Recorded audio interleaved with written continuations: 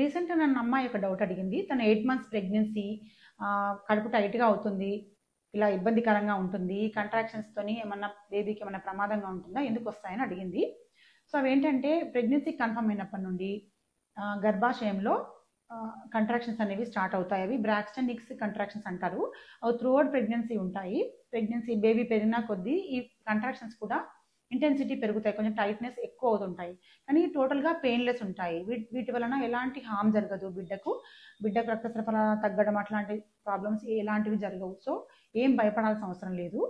వీటికి ఉన్న natural labour పెయిన్స్కి difference తెలియాలి మీకు. అదేంటంటే ఈ పెయిన్స్కి చాలా షార్ట్ డ్యూరేషన్ ఉంటాయి, పెయిన్లెస్ ఉంటాయి. వీటితోని గర్భాశయ ద్వారం ఇచ్చుకోవడము, బ్లీడింగ్ కావడం అలాంటివి ఏం జరగవు. ఇంకా అవి ర్యాండమ్గా ఎప్పుడు పడితే అప్పుడు వస్తూ ఉంటాయి, రెస్ట్ తీసుకుంటే తగ్గిపోతుంటాయి.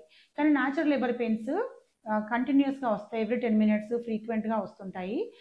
60 seconds నుంచి 90 seconds వరకు కంటిన్యూస్గా హెవీగా పెయిన్ వస్తుంటుంది.